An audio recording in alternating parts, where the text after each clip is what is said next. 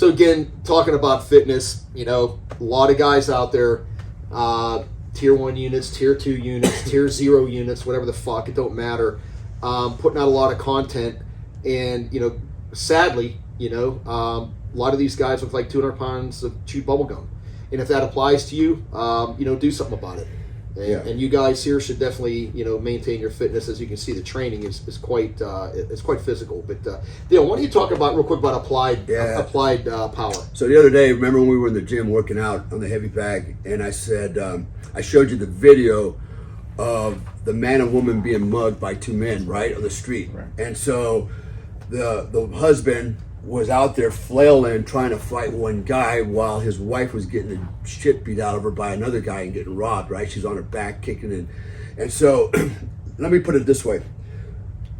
If you're a husband, a father, a brother, God damn it, it's your fucking moral imperative, your responsibility to be able to fight and defend your family. You don't have to be a black belt, but have some freaking skills.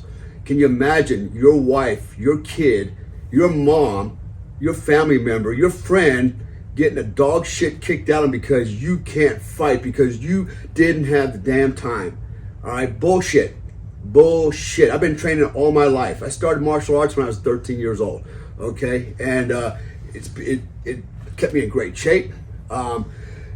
It taught me the warrior spirit. It taught me the confidence I need to walk through this world with no fear, man, of other men. I can go anywhere. I fear no man. Zero. None. I'll fight any dude, anytime, anywhere. I have zero fear. Because why? I've got the confidence that I cultivated through my training, through my fitness, and through my mindset. So, you know, it's important that, you know, every man learn how to fight with empty hands and with weapons. You know, at least the fundamentals, the basics. We talked about that, right? Mm-hmm. And I think you got pretty fired up about it too, because you start wailing the hell out of that bag, right? It'll get you going. You see how it gets me going.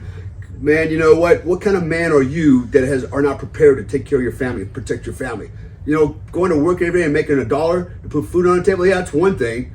But what happens when the shit hits the fan and you're getting jumped? We live in a very rogue and feral world. Think about where we are today. This is not the 40s and 50s and 60s where people respected each other. People have no respect. They don't respect boundaries. They respect nothing. All right? And so you got to be ready for that. And it's going to get worse. That's one of the reasons you are here for this training, because you already recognize that. Your family has recognized that.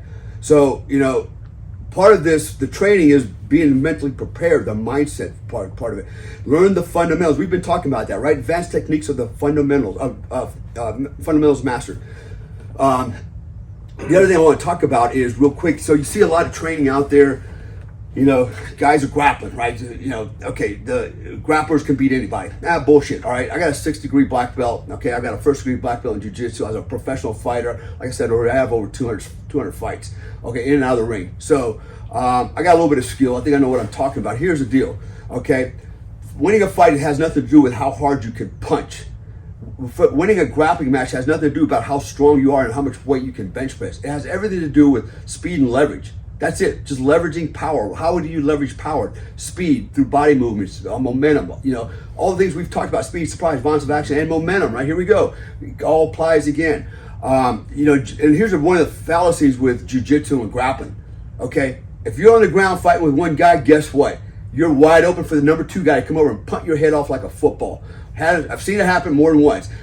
Grappling is nothing but insurance to get back to your feet. That's all it's for. Get to your feet, to either fight on your feet or to run or grab a gun. Okay, that's it. That's all grappling is good for. Nothing else. Nothing else. One-on-one, yeah, sure. Okay, all day long you might be able to beat a guy grappling. But when it's 2 guys, which is the real world, go to a bar fight and see how that works out for you. There's a pretty good chance you're going to get your head stomped in while you're out there choking out another guy. So, so when we talk about applied power, it's really, it's not about how strong you are. And don't get me wrong, you know, I mean, I was a competitive bodybuilder. I like the sport. I like training to lift. But I'm also still a warrior, and I want to be able to go out and travel long distances, carry a heavy load, and still kill bad guys at the end of it, right? And not get tired because, oh my God, you know, I didn't do any endurance training in the gym. All I did is spend my time lifting weights. You got to be really, in this world, you've got to be a tactical athlete, okay? You've got to be able to, you know, the power, the speed, and all those things you're developing now is also got to be relevant to a dangerous world that you live in, right? So nothing worse than gassing out in a fight because you're too big and too bulky and you don't have any endurance, right? So anyways, there's a huge difference, and a lot of people don't actually they don't know the difference. They think just being strong is great, but actually being strong sometimes is wrong.